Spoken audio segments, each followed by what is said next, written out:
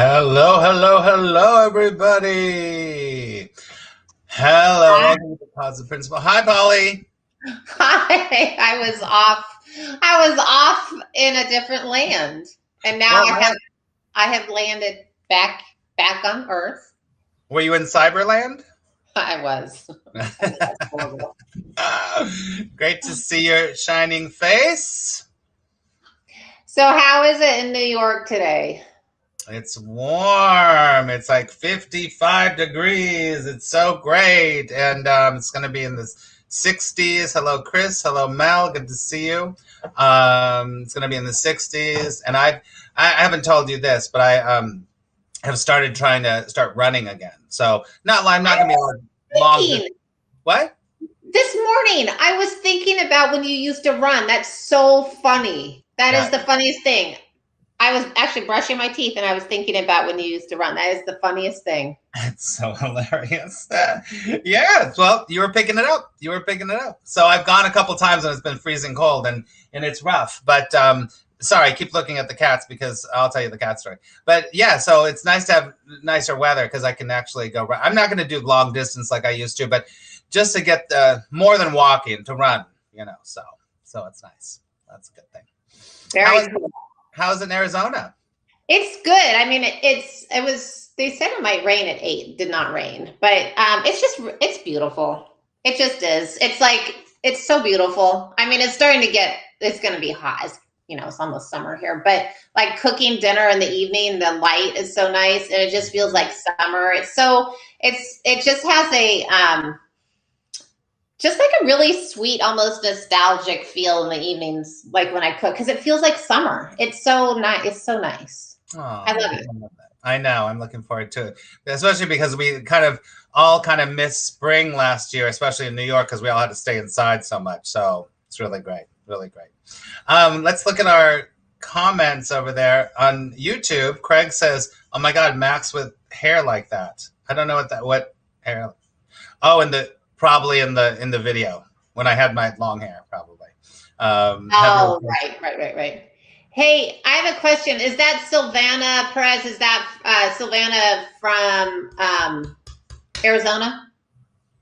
I don't know. Is it? Oh, that's on Facebook. Yeah. Yeah, Silvana, let me right? know. If it is, let us know. Yeah, for sure. Yeah. And then I think also let us know, this is kind of something we've talked about is doing different interviews. And I mean, what we're doing today, she's phenomenal. Doing different interviews and gaining, sharing insight of different ways of moving through the world or different ways of connecting or different, right? It's just that whole spirituality, but really how you live your life. And what do you guys think about it? And I also you and I have a talk because I have a potential someone that I would like to bring on. Cool. Would be great. Awesome. For sure. Yeah. So tell us what you think about having other people. Because today, just so you know, I have this thing on my eye. Long story, but I'm fine.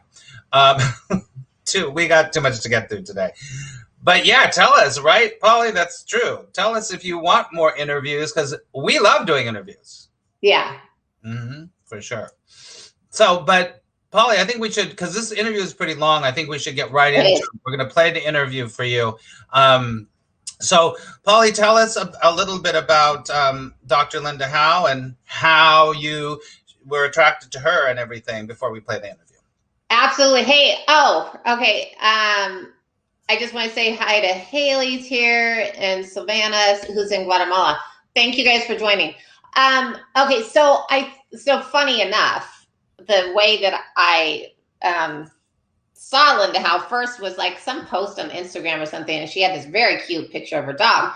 And I reached out to her and I was like, and at the time, because just to be quite honest or whatever, I don't know, like Max definitely knows many more of the spiritual name, the bigger names. Like I kind of do my own thing and I don't know that many, whatever. I just don't know a lot of the names that people throw around.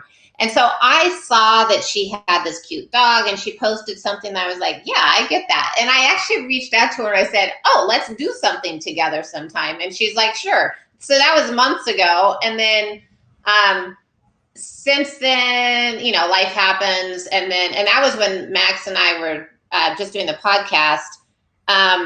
So it took a while for us to organize this because she's actually, I'm sure many of you know, she's internationally known. I had to go through layers to actually set up the interview. But I loved it. And I think what became apparent to Max and I is how similar we are. So it's really, there's this really nice healing energy of love and acceptance and grace.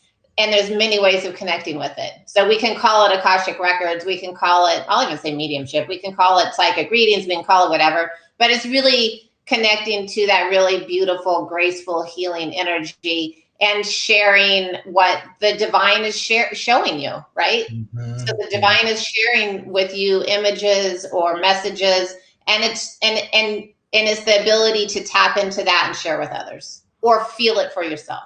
Yeah, it is. It's that that we all have the answers. You already have the answers, and it's the process of learning how to. And the Akashic Record is one way of doing it, of turning inside and connecting to that vibrational frequency of you are guided and you are being shown, and So I agree with that completely, and it was a really great interview. And so, Polly, thank you for reaching out to her with the dog, because I've known about her for quite a few years, I think, and it's been interesting to me, but I haven't delved into her. So I was like really excited to ask her some questions during this interview. So we already filmed the interview last week, and we already put it on the YouTube, but we wanted to come here and play it for you so you could get the benefits. And I would say definitely everyone get your pen and paper, because she's going to tell a lot of different really interesting things about the Akashic Records. So anything else you want to say before we start? Okay, well, I'll just say, because one of the Akashic Records aspects is she has like a prayer, and that's how you use this to kind of get into the records. And I think is that part of the meditation that we will have available? Oh, or yeah. It's available. It'll be, I don't know if it's on my website yet, but I bet it will be. And it'll probably, so it's a free, I think you can download it. And yeah, we got to get that, make sure. And I got to put it in the notes on the podcast too, which I didn't today. Yeah. So we'll put it on the notes in the podcast, but there is. So yeah, so we're gonna start this. We're gonna sit back and watch it along with you.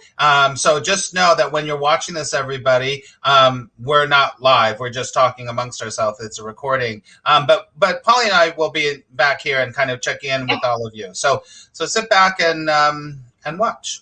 Yeah. Anything else you want to say before we move into this? No.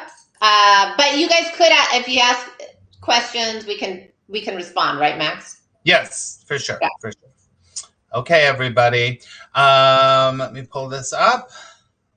Let's see. Are you there? There we go. Okay. Boom, boom, boom. Oh, no. Oh, no. Took it off. Where are we? This. There. Boom. Okay. All right, everybody. Enjoy this, and we'll be here to answer your questions and stuff. So there we go.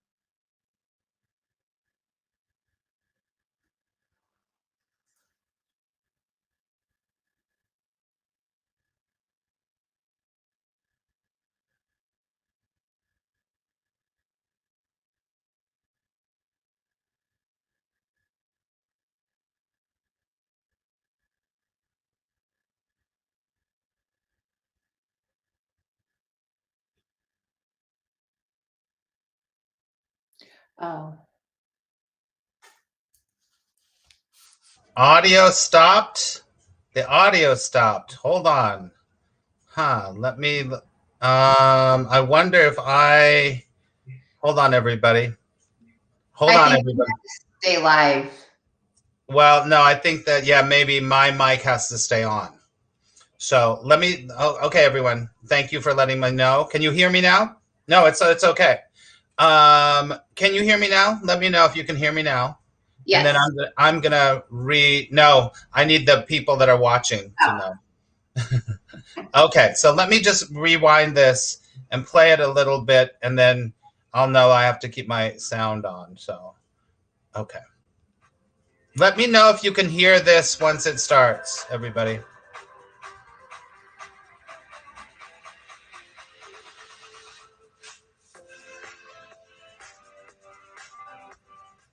Hello, everybody, and welcome to the Positive Principal Show. And I'm so honored. Great, thank you. I'll keep this on. With me this morning, but I have a guest that I have been really wanting to learn more about her wisdom, like her earthly wisdom. But I have a feeling it's more than just earthly wisdom. I'm so excited to interview Dr. Linda Howe.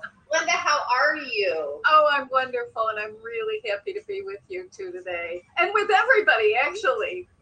Yes, thank you so much for this opportunity. So Linda is like the specialist of, I think she's the go-to person on Akashic Records. And Akashic Records right now, I believe, are kind of like that sexy thing. Like if you're a medium, or you can read the Akashic Records, because if you can, you know everything. Like, you know why you meet somebody, you know why you walk down the street, you know all of that stuff, potentially. I'm not sure. We're going to find out more about Linda. But she does have, she is an author, and I have one of her books with me right now. She's a teacher. I'm not sure that she still does live readings or not, but she has a lot of students that do so. So here we are with Dr. Linda Howe and Max Ryan. Well, it's great to be here and have Linda with us because, I've definitely, over the years, your name has popped up and I've read stuff about you. And I just really think that I personally have a lot of questions about Akashic Records and where different theories come in about knowledge and all that stuff. And I really want to hear what you have to say about some of that stuff. And I think that the audience really would like to know that, because I think that on our spiritual journey, I think it's a journey. I know that my spiritual journey is about knowledge, about finding truth, about finding pathways. And I think you are really one of those people that we can turn to. So I'm excited. Absolutely. So Max, should you and I alternate questions? Because I know both of us have so many questions that we want to understand. Okay. Sure. We'll alternate, and maybe we can start off with Linda telling us a little bit about her story and about how she came to the Akashic Records. All right. Let's start at the beginning, and the beginning is always a good place. So my work in the Akashic Records was not anything I ever planned for. I grew up in a very traditional Midwest religion in Chicago. I'm second of 8, large family, like that. Very ordinary life. Okay? And I was raised to believe that if I managed well, then I would get to be happy. Now, I love a challenge. I rolled up my sleeves. I did everything I thought was right. And I did fine. And I woke up at the age of 24, and I had everything I thought I wanted. A fabulous apartment. I had great friends. I had a terrific job that I really hated. I was 24. It was, life in the big city, and a lot of nice shoes. Anyway, what I didn't have was any sense of fulfillment. Okay. And I woke up and I was just astonished that the picture of my life could look so good and my insides could feel so empty. This made no sense to me. So I said a prayer to a God I didn't believe in, right? And I was just like, if you are even there, big guy, you have got to help me. Well, within short order, a couple of weeks, I had a moment of spiritual awareness, as many people on the planet at this time are having. And in this moment, I was overcome with a sense of being completely known, completely loved, as I am, right? And an important part, a valuable part of the whole of creation. I want you to know, how long did it last? I don't know. 30 seconds. I was in shock because I had never, I was raised on this idea that I had to earn everything, right? And this just came to me. Nothing had prepared me for that moment of unconditional love. Yeah. And I thought, I have no idea what this is, but whatever it is, I have got to have it in my life. Right? It was a decisive moment. I was 24 years old and I launched out on my path. I happen to be a very enthusiastic person. So what happens is I spend the next 16 years. I took every class. I went to every religion. I looked under every rock. I did everything known to man and alien to help myself. What I wanted to do was recreate this. I thought, I have got to be able to get to that place, and not by accident, because I kept trying to regenerate it for myself. I was like, let's see, I slept till noon. I needed to wash my hair. I'm trying to recreate the conditions that gave rise to this moment of awareness. I couldn't do it. Right? And when I was 40,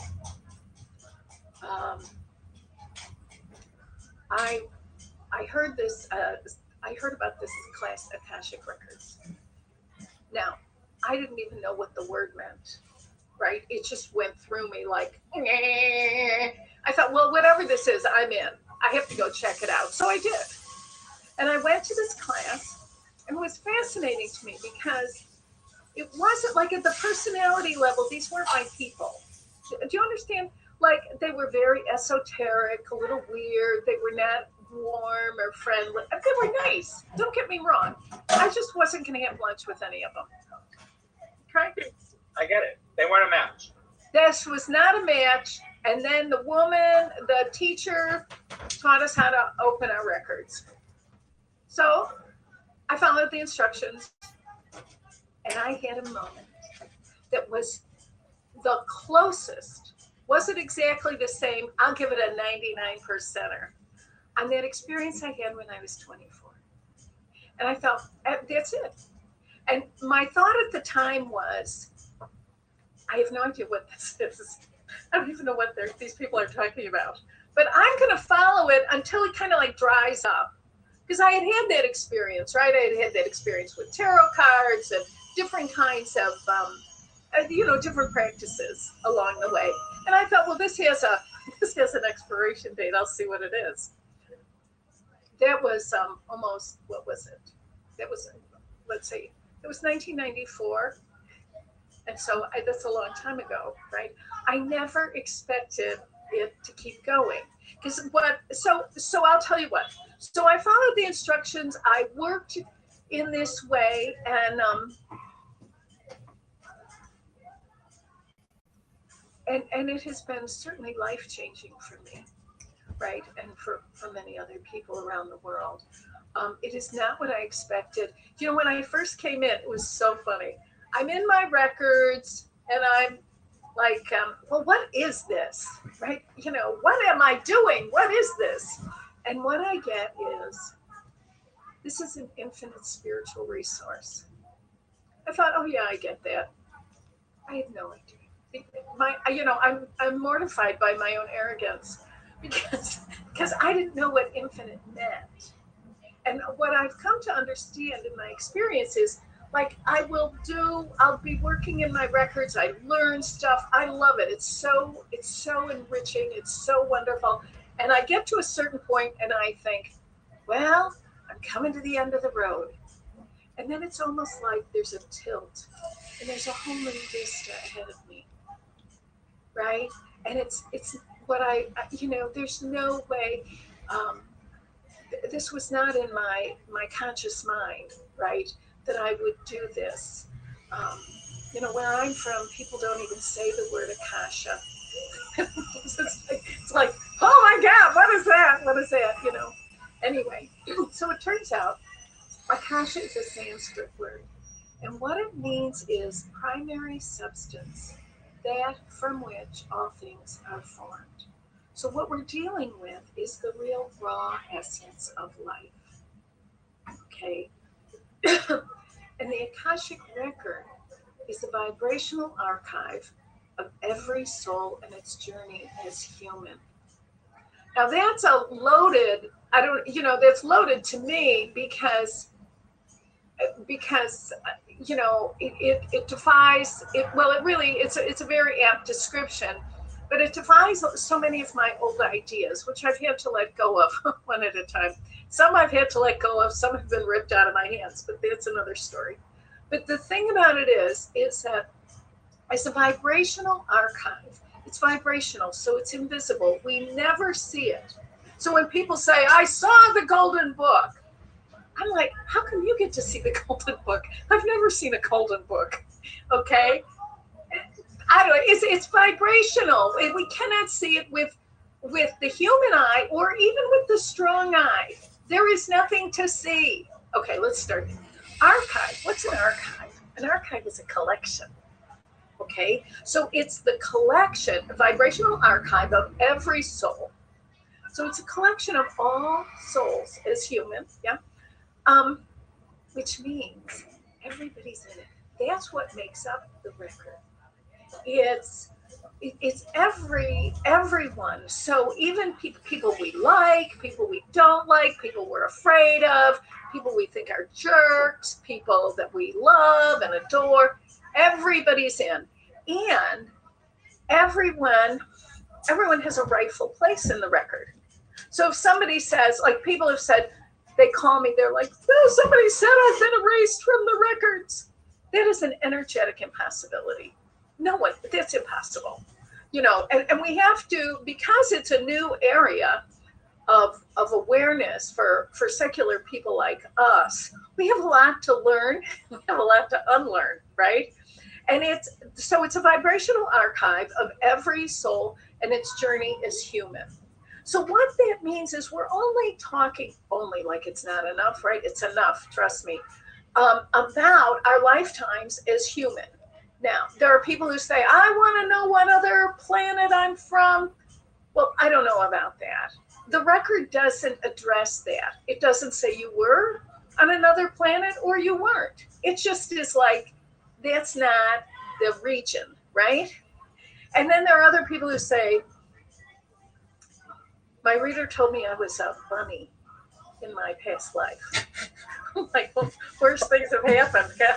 Come on, that's good. But the fact of the matter is the record does not address have we been animals? Will we become animals? I don't know. What I do know is the record doesn't address it. So we want to be clear about what it is and what it isn't. Okay.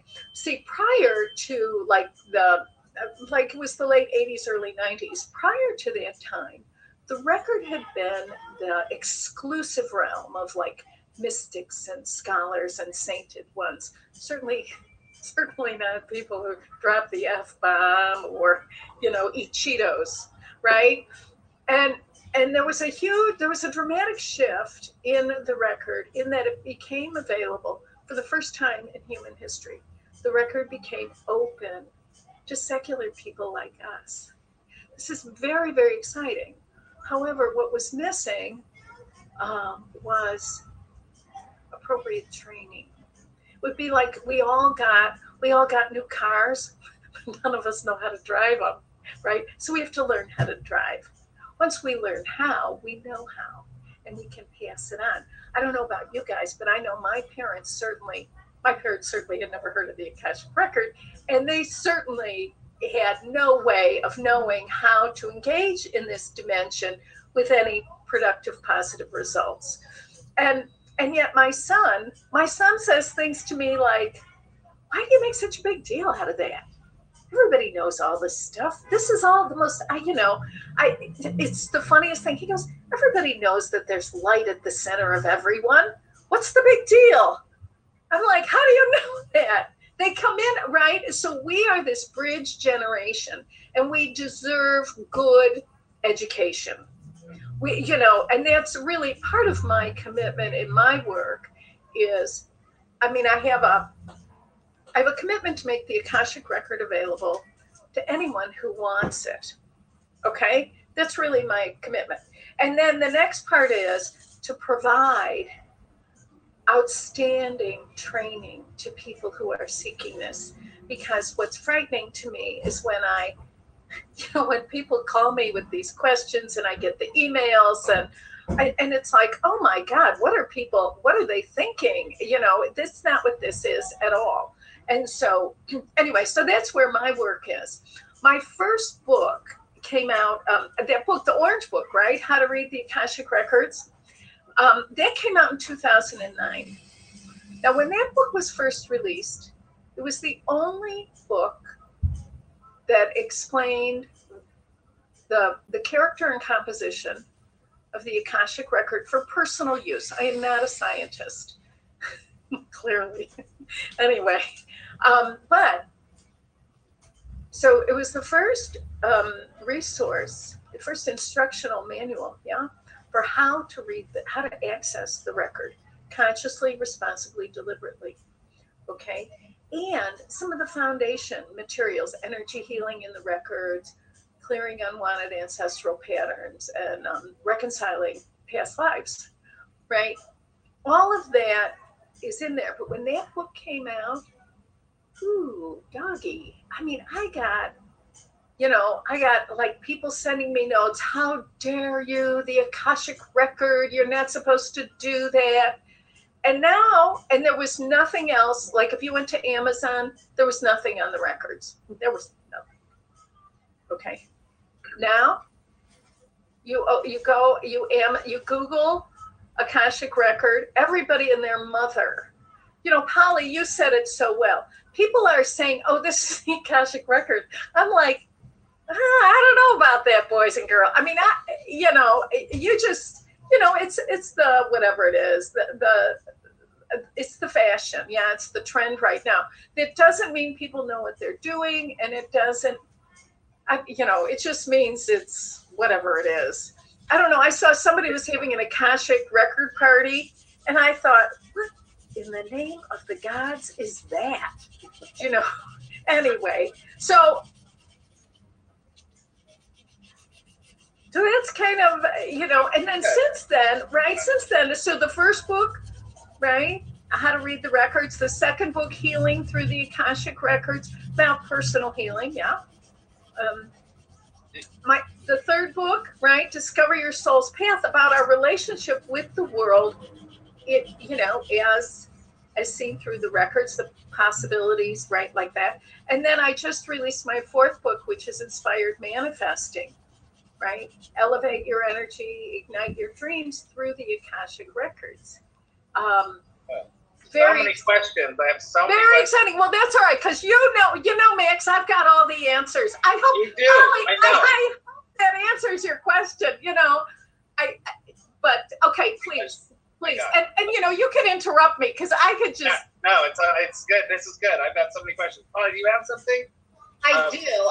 Actually, Dr. Howe, you answered some of them. I think it's interesting that it's the focus on humans and not going beyond that. That was one question, because many people do believe that there's, more than just human existence. But I think something that, and Max and I talk about this a lot, is like, say you go get a reading. You have to pay, just like your regular psychic reading, pay a lot of attention to how you feel, like what's the energy with that. And I think, again, what you're saying, the records are very spiritual. It's a spiritual experience, right? It's not, it's an experience. And that's much like if you're getting a true psychic reading, it's an experience. It's not, it's not finding out that your boyfriend's hanging around the corner somewhere, right? It's that energetic experience. But is there any other way? Like, if you want to get an Akashic reading, is there any other way to, like, how do you know somebody is really good? I mean, because this sounds like you're opening up, you're opening up to this, you're trusting this person, right? With your energy, with a lot, right? That's right. That's right. That's right. How do you know? Okay, so this is a great question. So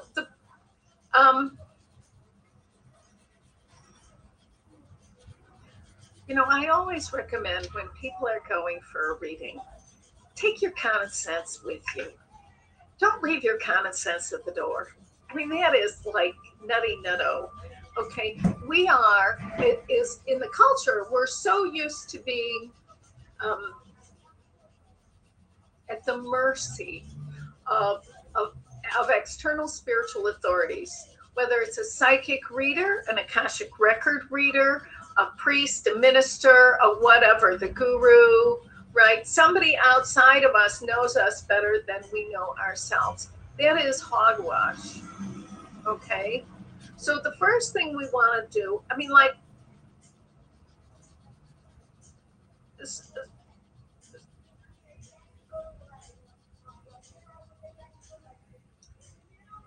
so when going for a reading, what's really important is my initial response or my initial experience of this reader, do I feel safe enough to be honest with them? If I am unwilling to be honest with this person and want to make them guess what's going on with me, then that's not a good reader for me. I have to feel safe. See, because human beings, when we have the experience of emotional safety, the light, the light is always shining, but we block ourselves from it because we don't feel safe. When we feel safe, the light will bring to the surface everything we need to know, everything that's valuable for us. So for me, the biggest question is, do I feel safe enough to be honest with my reader? Okay. The other thing is this: we all know, in the ordinary, we know when someone tells the truth, especially about us. Okay, we know it. It rings true within us. Sometimes it makes us laugh. It's so painful. Right? It's like, oh my God, you have got to, it goes ding, it goes right in. We also know when someone is deeply and profoundly full of it. And they might be using a fancy vocabulary, but there's no connection. The thing about these are spiritual readings, and spiritual is another word for love. And the way we know our reader is good for us, right, helpful for us, is that we have the experience of being respected and appreciated. Okay, the reader is kind and honorable. The reader doesn't make fun of us. Like if a reader says, and I've been in this experience. I've had readers yell at me like, "You've gotta love yourself." I'm like, holy smokes! If I loved myself, first of all, I wouldn't be coming for the reading. Let's start there. And second of all, I don't know. I mean, you're being pretty mean to me. Yeah. How does that factor in? And I don't think that's I don't think that's cute. Like, that doesn't help me. Somebody yelling at me, that's never really helped. No. But This somebody is so saying, much about what Polly and I say, a very similar kind of thing, right, Polly? Yeah, we very much do address what we're talking about right now. oh, interesting. Interesting.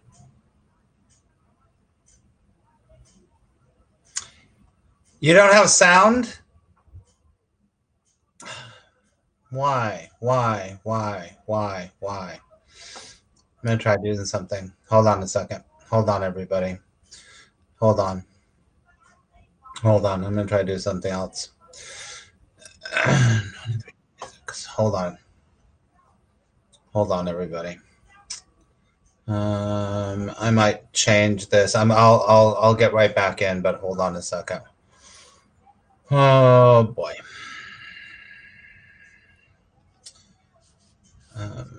Wait.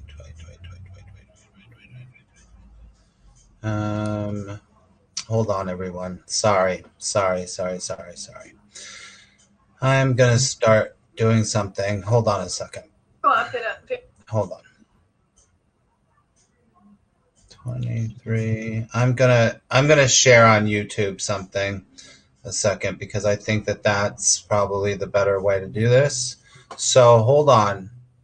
Just gonna come back here. We're gonna stop this share. Hold on, everybody. Hold on. Hey, Max. I'm gonna do, yes. They can. I think a lot of them can hear you or can hear us. Who said that they couldn't? Oh, I can hear, but it's low. That's old. I can't have. I think they can hear right now. You can hear okay? Yeah, that's old. Okay. Okay, I'm gonna start again. Just start again then. Sorry. I think my page refreshed. Okay, let's keep going. How you feel, your vibration, your frequency. It's really everything. And I think that this is really, I always say that, I don't know if you agree, Dr. Linda, but I feel like you can't hear her. Really, it's sacred, and it needs to be taken. You can't hear Linda. Well, that's not going to work. You could say one thing to someone, and it could change their life. And it's really important for. I mean, not to give us so much power, but if you're really doing your job and you're really, filtering.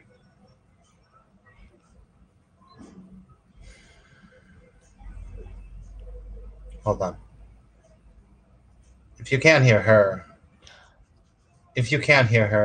you can hear all now. Oh my gosh. Hey, Max, can you hear me? I can hear you. Okay, I think it's good. I think Crystal was she didn't realize that we paused, Linda. Okay. I think we're good. Okay, I'm going to keep going. That's it. I'm going to be quiet now. All that through, you have to take this so seriously that you have to be presenting something with kindness, with love, with really a lot of compassion around someone. And being the person that's getting the reading, a lot of times the person getting the reading, they're just like, I want to know. But it's so important. I love that you said, your common sense, bring your common sense in here, because if you don't feel good, if something's not right, you know what? Just go, thanks for your time. I'm going to find someone else that feels, Right. in line. Right. Absolutely. Yeah. Sure. Yeah. It's really because it is about the relationship, right, between the practitioner and the client. And when the relationship is honorable, the reading is good. Yes. And when it's dishonorable, it's not.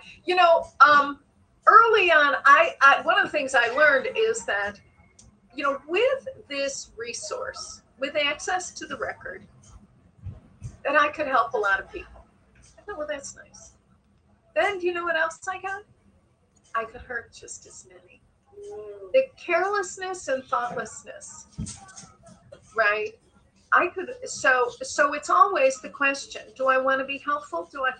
And that's what, when working in the records, using the pathway prayer process, which came to me in 2001, this is very much about personal, as the practitioner, I need to take responsibility for myself, right? The practitioner is 100% responsible for the reading. Because see, if the practitioner gets the valid reasons the client is in a heck of a situation, then the client can get it. But I cannot, and see, we can only transmit who we are. We can't transmit, there's nothing else to transmit, right? And so if I don't get it, you aren't going to get it. It's the law, right? The law, right? There's no, because we're all connected. Yeah. Right. So if I get it, you can get it, right? But if I don't get it, there's no amount of cajoling, insisting, manipulating that I can do to force the will of the universe down your throat. It just doesn't work that way. But if I get it, you'll get it. But that's something to learn. I mean, I don't know about you two, but I know when I first came into this, I mean, I didn't even understand what I was doing, right? I didn't understand like the motivations behind it and the intentions and the goals and all of that. And that has been, of course, a growth process, which, I'm really grateful to be involved in it. So I love it. I love it. Can I just turn the corner just a second? I have a question. whatever you got, yes, Um, So, Dr. Linda, talking about the Akashic record and all that stuff, I'm pretty sure I get the idea and what it is, right? But my question is, what is the difference between the Akashic records and what would be called the divine matrix or the mind of God? What is the difference for you? The mind of God, the divine matrix. Okay, yeah, I got it. I know what you're talking about. Okay. So, the Akashic record. So there are a few ways we're gonna, it's hard to pin down, of course, but we can describe it. Okay.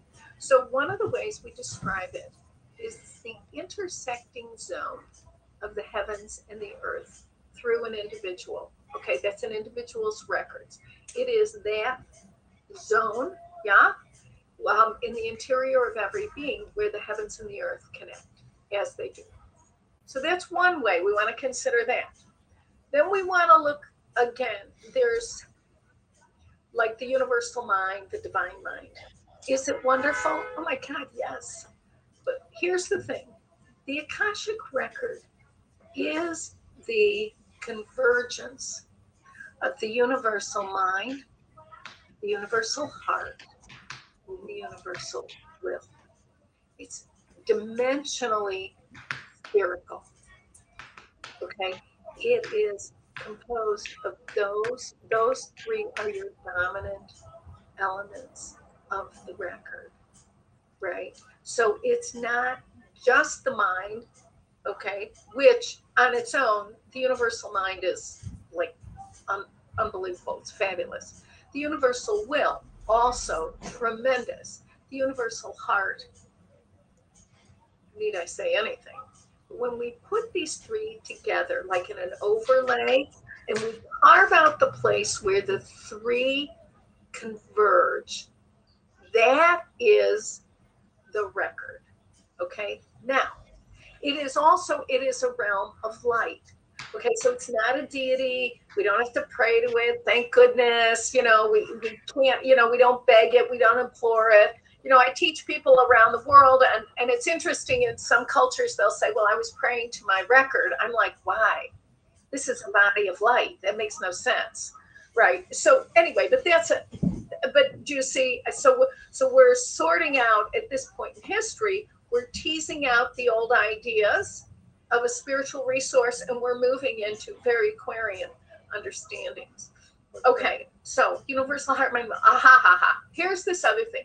The Akashic record resides at the soul level. It is a soul level dimension of consciousness. It is woven into the fabric of the soul. Now, if we understand or consider that the soul, like if you think that the soul is at the floor of the heart center, okay? So just imagine that the floor of the heart center is like, I like to think of it like mylar, like those great balloons, right? There's a surface like that. It's a reflective. The Akashic record it's woven into the soul. It emerges, it radiates from the soul, connecting us to the source. So it is the energetic connective tissue from the soul to the source that keeps us in place as our awareness keeps awakening. We have, we're always in the process of expanding spiritual awareness and awakening, always. It's very accelerated right now, but see, the record is the energetic connective tissue that keeps us together while we're waking up, and probably certainly beyond that. Okay, so the more we can get a sense of it, right? It is a field of light. That's really what it is. And light is synonymous. Like, it's interesting what happens with light. Like, spiritual light in a human being is immediately converted to attributes of love. So people, when you come for a reading, or when people are learning how to do readings, one of the exercises we do is looking for the light. People are like, where's the light? We're looking for a beam of light, a physical light. That's not how this is. It's because what happens when light when spiritual light interfaces with the human dimension, it is immediately converted to attributes of love. Which is that universal? Yes, that's universal. However, the way that love is experienced and expressed at the level of individual is different with everyone. It's unique. So, like, some people are very enthusiastic and appreciative and generous and hospitable, and other people are tranquil and serene and retiring and invitational. I mean, so it's so interesting, and yet these are all attributes of love. It's stunning to me. This is absolutely stunning stuff. So Beautiful. I'm sorry. Go on. Oh, don't be sorry. I think it's really great. It reminds me of, I'm a student and a teacher of A Course in Miracles for 38 years. I've been doing this with many Cool. Okay. And so it reminds me of in the course, he says that we all come here with a highly individualized curriculum. So it kind of is making me think about, all of those convergences in our individual souls, right? Yes. Connected to all that is. That's right. It's two pieces, right? Because and every set of records, like your records, my records, Polly, your record, all of our records, there are two parts to each set of records. The first is permanent, right? It's fixed, it's permanent. So when people say the record's in stone, this is what they're talking about. At the inception of the soul, a divine impression is made in the fabric of the soul. And it is your ultimate destiny or your destination. It's who you are destined to become. It is good. We want it to be permanent. We don't want to change it. It's good. Let's keep it. Mwah. Okay. That's one dimension of the record. What travels along with that is the catalog of the lifetimes you live through which you awaken to the truth of who you are.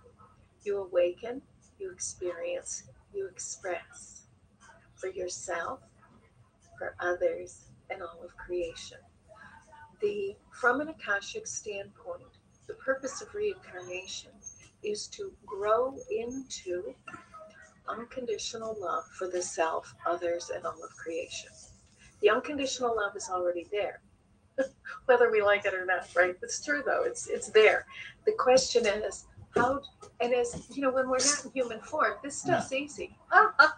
It's a love fest, right? But you put us in a body, throw in a teenager, a mortgage, a car payment, hot dog. It's like, woohoo, game on. The question is, how do I love myself now? That is the question. When I was doing after my first book, I thought, I've got the method. I'm done. Anyway, lo and behold, I was just beginning, right? Never done. So then I realized as a person, I thought, my God, my father was dying, and my son is like this creative, giant, and 5 years old, driving me crazy. I'm like, how do I do this? Because I had all these spiritual ideals, great ideals, right? I'll be a presence for peace and love. I have 5 sisters and 2 brothers, and I'm like, and I would go home, I'd be crying, and I had plans for myself and plans for everybody.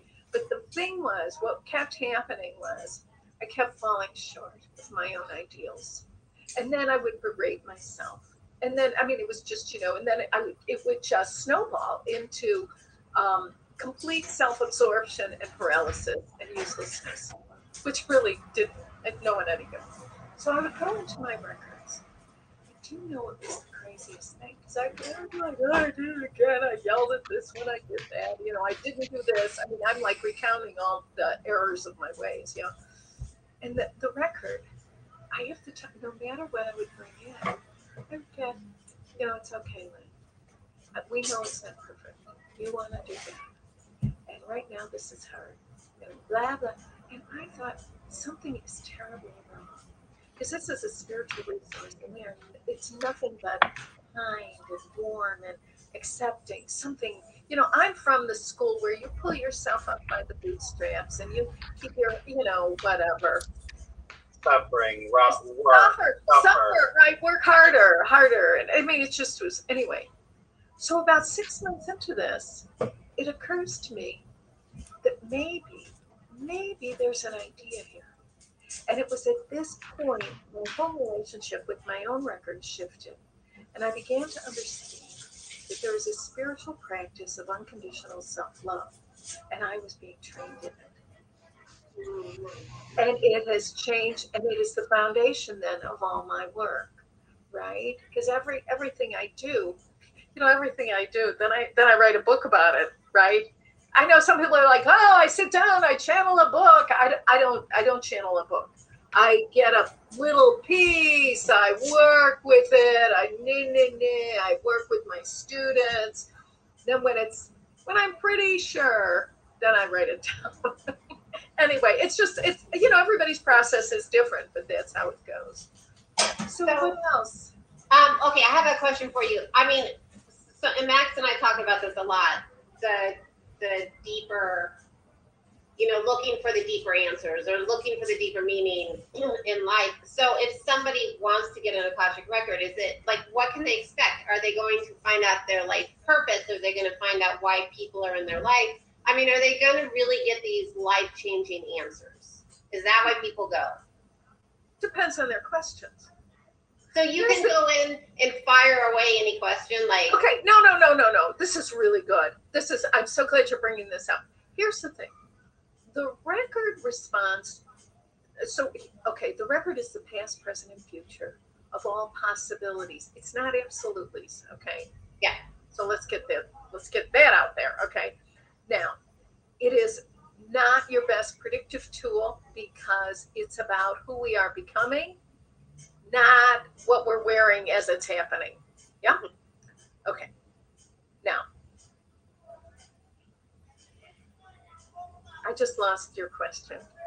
Well, I guess I want to know, and I mean, Max, I can feel Max's brain going off. Oh. So here's the thing. Just because everything is available doesn't mean it's useful, right? Right. So I go into the record because right now I'm having an issue with my partner, my son, my sister, my work. I'm stuck. I'm this, I'm that. The questions, it's very much, the record will respond to my authentic concerns. Okay. Now I happen to have, because I'm kind of a curious kind of person, I happen to have a list of all the questions I want answers to about life and the universe and and I will go, but see, the truth is there's no juice behind that because I don't really need to know that stuff today unless I do. Okay. So what happens is if I go in and I have questions about myself, yeah, my journey, my quest, all of that, the people involved. But here's then the record responds.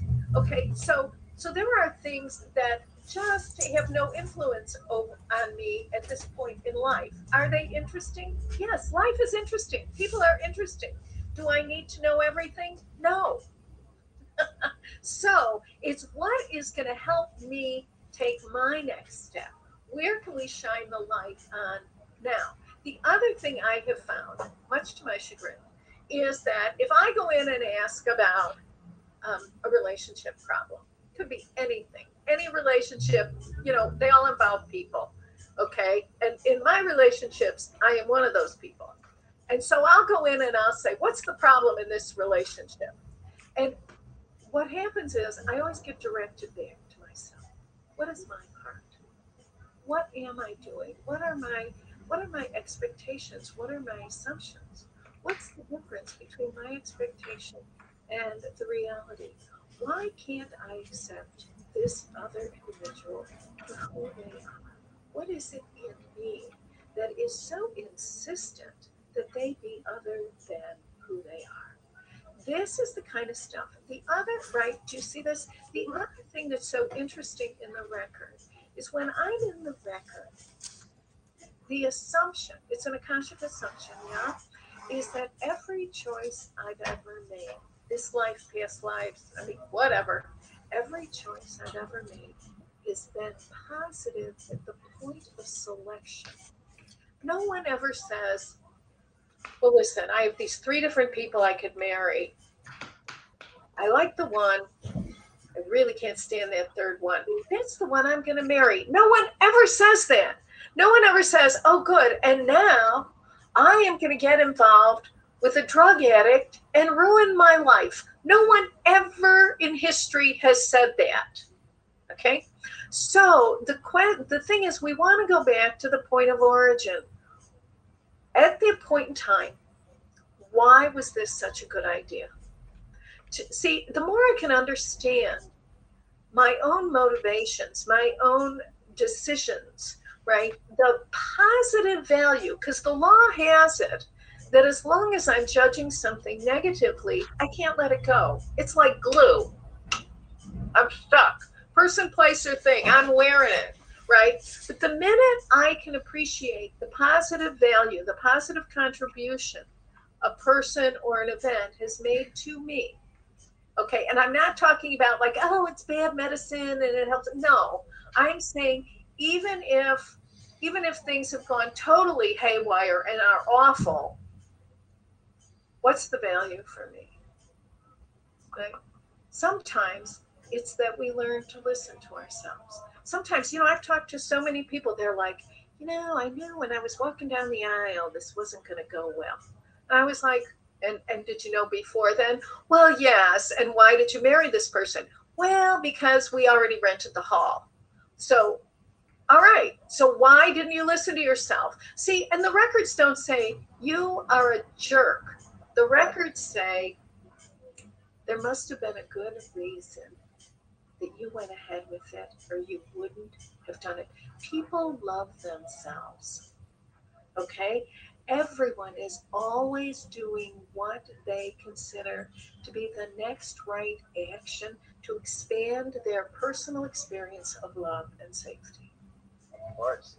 It reminds me so much of when you said that is that, when I've been doing readings for many, many, many years, and, a lot of times, it just comes to me what the person needs to hear.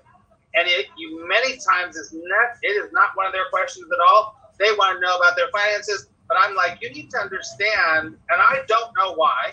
I mean, I'm sure that I'm tapping into all that is, right? And I'm just like, you and your mother have something, and there's something going on here. I don't know why, but then on their question, they're like, I want to know about my job. And I'm like, hold on about your job for a second, because this is what's going to open your heart. And this is what's going to make you feel more connected to all that is. And it's something to do with your mother. Does that kind of make sense, Doctor? This makes because here's the thing. We are unified beings. Yeah. So everything we do and don't do affects everything we do and don't do. Okay, so this is a great story. You want to hear a great story? So this woman comes in, and here's the problem. The problem is she's married to this guy. They've been married for like 3 or 4 years, not that long. And when they first met, I mean, it was just love shack. I mean, they were crazy about each other. She was an artist, right? She had a little studio, whatever, she's painting, she's doing her thing. Very happy. Everybody's happy. Okay? A couple of years into this, the relationship is soured. It has really soured. And she now is very interested in the gardener. Okay. This is I'm like, I got it. We all get it, right? We all get it. We all want to, right? But the fact of the matter is, anyway, whatever. So here's what goes down. We're in the reading, and she's like, the gardener's my soulmate. My husband's not my soulmate. I mean, it's all this stuff.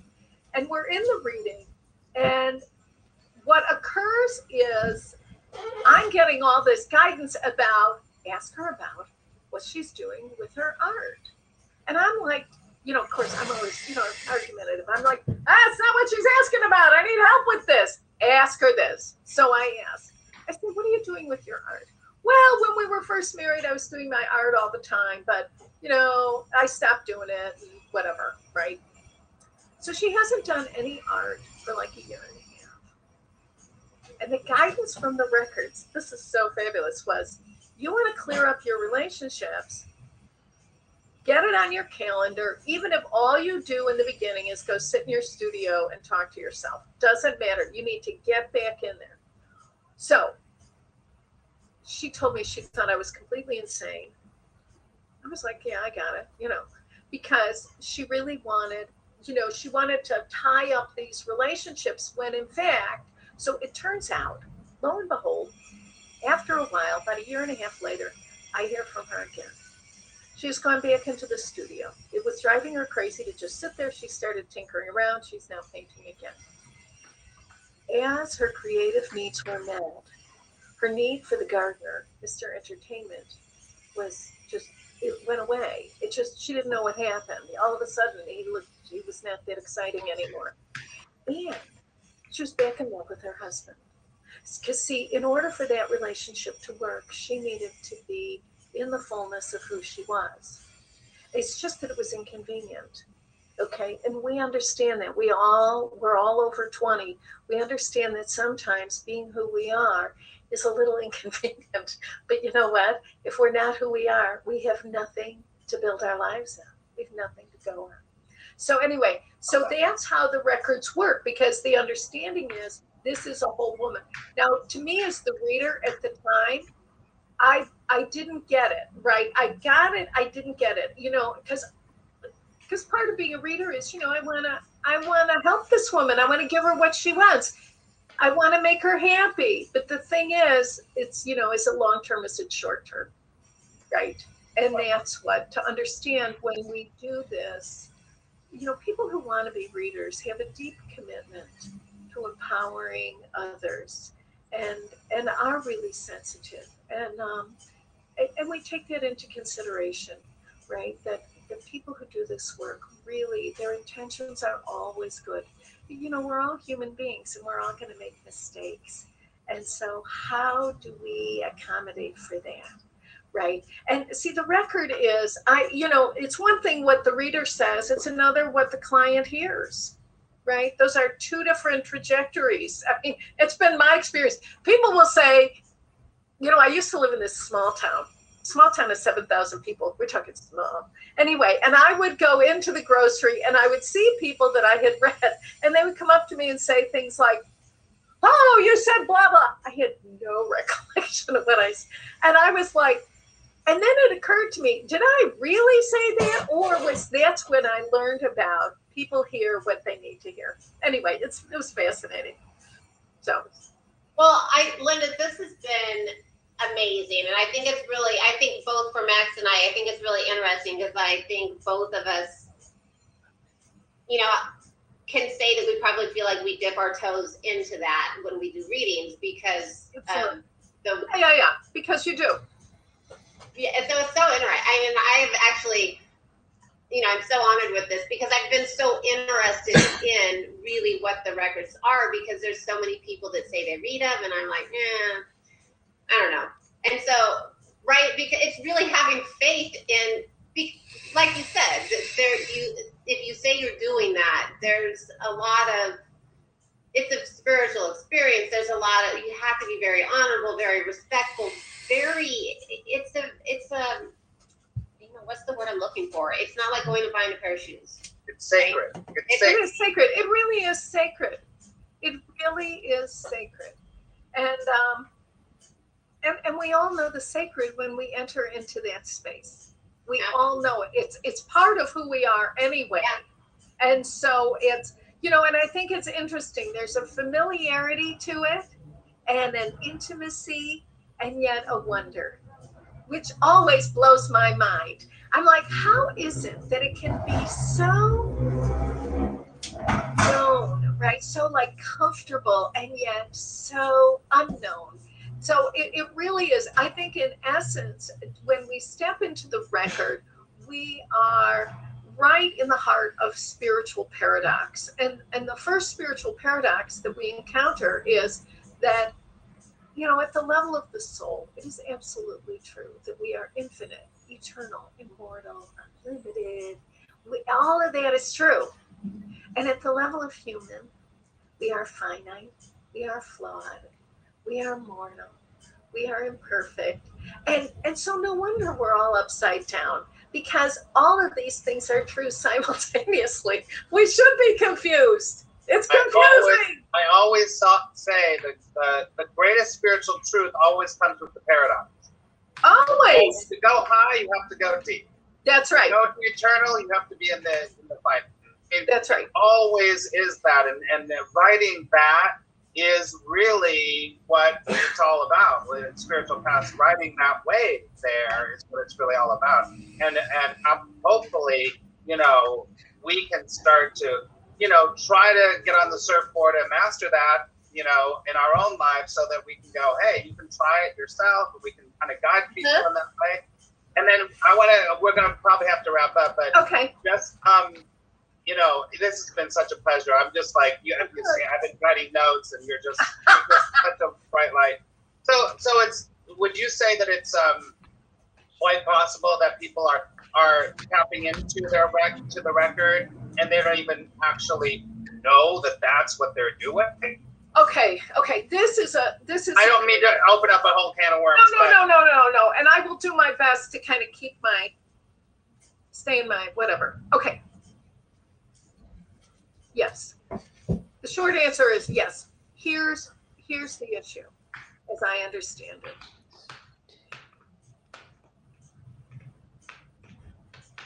Because of who we are, the evolution of human consciousness, we have entered this age of spiritual authority and individual responsibility. Now, historically, and even currently, many people bump into the record at random, right? It's a random, like, and then I have this moment and I've never been there since, or I'm trying to get there, or I'm pretending I'm there, or, there are a lot of ways to do this, right? Right. Okay. With the work that I do, we are talking about being intentional and deliberate. The work is conscious, responsible, and deliberate. So nobody's out cold in a trance channeling. There's none of that going on. It's conscious, responsible, and deliberate. So, and because they're my records, or with your permission, they're your records, but only with your permission, right? But it's my records. I am entitled, right? It is my birthright. It is my spiritual whatever, right? I am entitled to have more conscious connection with my own soul. Everyone already has a connection with their own soul, and some people are more conscious than others. It's already the case. But what we're looking at is, how do I have a more conscious connection, right? That's what this is. In the saying of the prayer, there is a subtle shift in awareness, right? That gives us access, insight, guidance, and wisdom to the record. When we are in the record, it's like somebody hands you $1 million. And now the question is, what are you going to do with it? Well, you can stand there and just hang out with it. I understand that. That's cool. Go ahead. But if I want this to be useful, productive, meaningful, significant for myself and others, I need to learn how this field works, what's happening here, what's not happening, I do a whole part in the practitioner certification on what are appropriate expectations of the work, right? Because there are so many confusing old ideas that people have had, right? And, I've had people weeping in classes for decades now because they haven't seen the book, or they haven't met somebody in a big, some tall, skinny guy in a brown robe. You aren't going to see anybody. There's nobody to see. One of the great things, it's so Aquarian in the records, is that the beings of light who like govern things, right? They manage the flow of the energy and the wisdom and all of that. In order for a being of light to be part of the Akashic team, so to speak, they must relinquish their individual identity, their ego and ego needs. So we never know their names. They don't engage with us directly. It's a group that is collectively directing light energy to us, right? That is very different than having my old spirit guide. And I love my spirit guides, but they're not in the records because they have individual personalities, identities, jobs, implements, and stuff. So it's a different ball game, and we need to know the rules of the road. We don't know. And if you think about it, it's only like in the last century, the big Akashic record person was Edgar Casey, but he was still in that old elitist paradigm where there was one person and he was in a trance. He was out cold. He didn't know what he was saying. He had no authority. Was he great? Yes, his work was brilliant. He made the Akashic record available in the Western world. But I'll tell you something. He was one person. He could not teach anyone else how to do it. And now that's not, those days are over. I mean, did we have fun? Yes, we had fun, but now it's a different time. And it is time. Anybody who wants to work in the record can. Because the truth is, not everybody wants to work in the record. But I love the self-empowerment, right? I love that. I love that it's yes. Absolutely. Okay, good. So, Max, any last question? I mean, Dr. Howe, you've been phenomenal, and I'm so glad that you came because it really, it almost rounds out a lot of the stuff that Max and I talk about, right? I mean, it really does. It brings a nice, it smooths the edges, so to speak. Oh, good. Oh, good. And I love the self-empowerment aspect. I think that that's so valuable. So if people want to learn more about you, do you have a website? Oh, of course. My website, lindahowe.com. lindahowe.com. And I have a school, the Linda Howe Center for Akashic Studies. And, we teach people, and I've certified teachers, certified teachers who I've trained, and I work with people. I mean, there's lots and lots of resources. I also have my latest book is Inspired Manifesting, Elevate Your Energy and Ignite Your Dreams Through the Akashic Record. And it's very interesting because, Max, there is a whole section there on paradox and actually standing on the infinity symbol as if it's a skateboard. I love it. So but it's wonderful to be with you guys. You ask great questions. It's always a real treat for me to talk to people who can hear me and who, we share a resonance. And I have a great appreciation for that. And on top of that, you guys are really cool. So thank you. Oh, thank you so much. We will share this recording widely. And I also, somebody that works, I mean, you have a whole team. I'm sure you have a whole team of the unseen and the seen. But we have a meditation. One of your meditations is going to be available. Oh, cool. With the recording, so they can download one of your meditations. And everybody listening, I strongly encourage you. Dr. Howe isn't just well known in the U.S. She's internationally a teacher and known. So she, we're very honored to have her share her time and her wisdom with us today. Absolutely. So reach out to her, and if you have questions about how to reach out to her, you can contact Max or I. But such an honor. So thank you so much. Thank you very much. Thanks so much, you guys. Thank you, Doctor. Many blessings to you. Oh, yeah. Thank you. Thank you. Okay. See you later. Bye-bye. Thank you.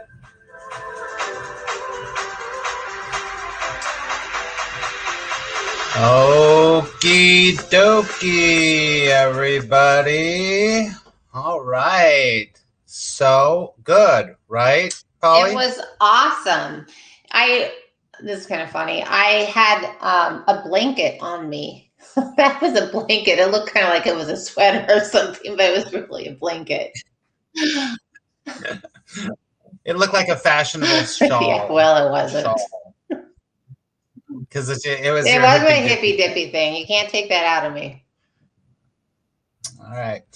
Well, everybody, I hope that you enjoyed that interview. Crystal says, so good. Awesome. Awesome, Crystal, on Facebook. Good deal. I'm glad you listened to it. And the podcast is available if you go to anchor.fm/The Positive Principle Show, and you can listen to all of our past shows. And we're recording those, and we've done a lot of other ones, right, Molly? Absolutely. And yeah, and really, everybody, thank you for tuning in, however you did today, Facebook, on if you see it on Instagram, YouTube, wherever.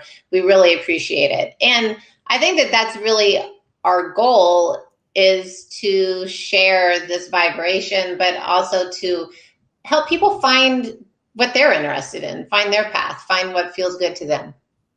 For sure. And like I said, there's a couple of ideas for some people that I think will be really interesting. So we'll have more interviews coming up, which we love.